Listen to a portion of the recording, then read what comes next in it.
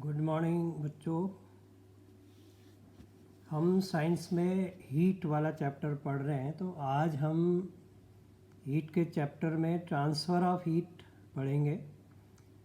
तो transfer of heat क्या होता है? It is the flow of heat from one part of body to another part of body, या flow of heat और movement of heat from one place to another.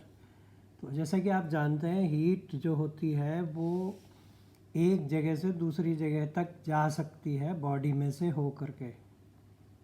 Air में भी heat जा सकती है एक प्लेस से दूसरे प्लेस में।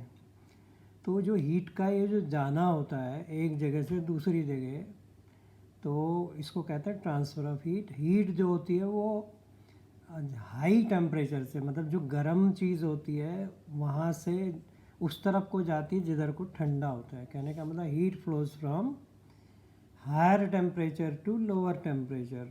जिस एंड पे हायर टेम्परेचर होगा वहाँ से हीट उस एंड पे जाएगी जहाँ टेम्परेचर कम होगा। तो जैसे कि आप देख रहे हैं कि अगर आप किसी मेटेलिक रॉड को, जैसे आप देख रहे हैं कि one end of the metallic rod is heated up, its other end also gets heated, which show that heat flows from one end to other. तो जब आप हीट एक एंड गर्म करते हैं किसी रॉड का, तो दूसरे एंड तक हीट अपने आप पहुंच जाती है। जैसे आप ये देखिए कैंडल है, अगर आप ये जो रॉड है, ये रॉड है, इसको आप एक एंड पे गर्म करेंगे तो ये हीट यहाँ से होते होते होते होते यहाँ, अगर आप इस रॉड को यहाँ से पकड़ लेते हैं तो थोड़ी देर बाद इसको छोड़ना पड़ेगा, क्योंकि ये एंड गर्म है, ये भी गर्म हो जाएगा। इसका मतलब हीट यहाँ से यहाँ जा रही है। ओके, नाउ इसमें एक एक्टिविटी है, आप कर सकते हो। आप क्या करना है कि एक मेटलिक स्ट्रिप लेनी है, मेटल की, जैसे वो मेटल स्केल होता है आपने देखा है, उस स्केल पर थोड़ी थोड़ी दूर पर, स्केल के नीचे की तरफ क्या करना है आपको, वैक्स चिपका देना। वैक्स मतलब मोम जो होता है, तो उसमें ऐसा कर सकते हैं, मोमबत्ती जलाकर उसको एक एक ड्रॉप वैक्स का टपका सकते हैं आप, और उसके बाद वैक्स थोड़ी देर बाद ठंडा होकर उसी के ऊपर चिपक जाएगा।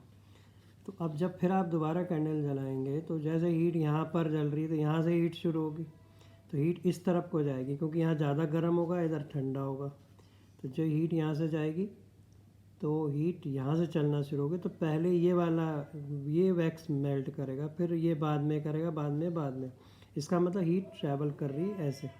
Heat from higher temperature to lower temperature travel करती। नाउ अब आप देखेंगे ये एक एक्टिविटी आप इसमें बताना है आपको। जैसे स्टील स्पून होता है, किस चीज़ का होता है? मेटल का होता है।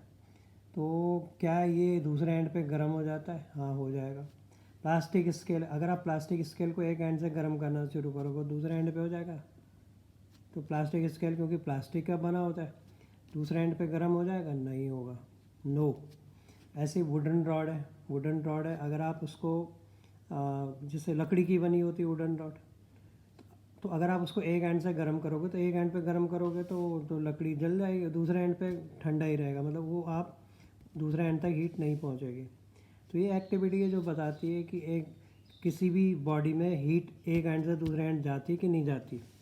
तो उसके हिसाब से हमारे पास क्या क्या सब्सटेंस, जैसे conductor, materials which allow the heat to pass through them easily are called है कंडक्टर ऑफ हीट। तो कंडक्टर ऑफ हीट होते हैं जो जिसमें हीट एक एंड से दूसरे एंड में पहुंच जाती है, जैसे आयरन है, कॉपर है, एल्युमिनियम, वाटर भी कंडक्टर होता है। ऐसे insulator, the substance which do not allow the heat to pass through them, तो जो सब्सटेंस हीट को अपने अंदर से जाने नहीं देते, जैसे प्लास्टिक हो गया, रबड़ हो गया, एयर में से होकर हीट जो होती है वो, मतलब एयर हीट को रोक सकती है, तो इसलिए एयर को हम इंसुलेटर भी कहते हैं। ठीक है। नाउ कन्वेक्शन क्या होता है? एक मेथड तो हो गया कंडक्शन, आपने देखा कि हीट का जो ट्रांसफ़र का एक मेथड होता है कंडक्शन। ठीक है, एक मेथड होता है कंडक्शन, और ये कंडक्शन आप देख रहे हैं। कंडक्शन का मतलब the process by which the heat transfer from one hotter end to the colder end of the body known as conduction. तो कंडक्शन में क्या होता है, एक एंड से हीट चलती है दूसरे एंड तक पहुंच जाती है। तो जब एक एंड से दूसरे एंड तक जाती है तो पूरा का पूरा जो सब्सटेंस है, जैसे कोई माना मेटल की रॉड है, और मेटल की रॉड को आप गर्म करना शुरू करते हैं तो पूरी रॉड गर्म हो जाएगी। ऐसा नहीं होगा कि बीच में कहीं ठंडा होगा। तो पूरी रॉड गर्म, तो उसको कहीं से भी पकड़ोगे वो गर्म लगेगी आपको। तो इसका मतलब उसमें हीट जो जा रही है वो किससे जा रही, कंडक्शन से जा रही। तो कंडक्शन में क्या होता है कि जो, क्योंकि हर सब्सटेंस किसी पार्टिकल से मिलकर बनता है, तो पार्टिकल क्या होते हैं, अपनी जो एनर्जी होती है वो अगले पार्टिकल को दे देते हैं, वो अपनी एनर्जी फिर अगले वाले, तो ऐसे करके एनर्जी ट्रांसफ़र होता जाता है। तो एक एंड से ही दूसरे एंड पे पहुंच जाती है। अब एक मेथड होता है कन्वेक्शन। कन्वेक्शन में क्या होता है, इसमें भी हीट हॉटर से कोल्डर साइड में जाती है, लेकिन ये जो कन्वेक्शन होगा ये किस में होगा, लिक्विड्स में होता है। वो जैसे वाटर एक लिक्विड है उसमें होगा। तो जैसे आप ये देख रहे हैं ये पानी है, जब आप इसको यहाँ से गर्म करेंगे तो सबसे पहले कौन सा पानी गर्म होगा, ऊपर वाला या नीचे वाला, पहले नीचे बॉटम में गर्म होगा। तो ये बॉटम में जब गर्म होगा तो ये जो, जब कोई चीज़ गर्म होती है तो फैलती है, यानी हल्की हो जाती है।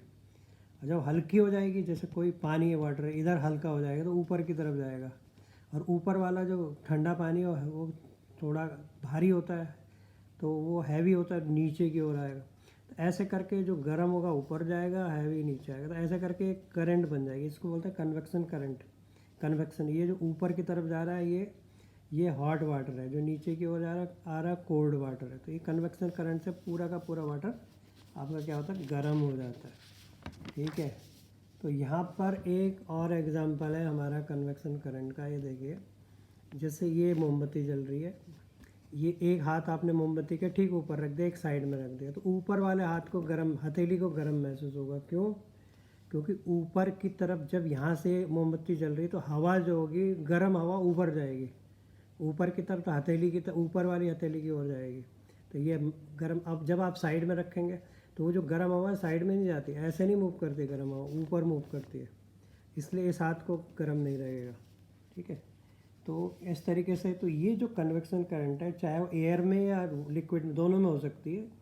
तो जो गर्म है वो ऊपर की ओर राइज करता है, जो ठंडा वो नीचे की ओर सेटल्ड होता है, नीचे की ओर आता है। इसको आप कन्वेक्शन करंट बोलते हैं।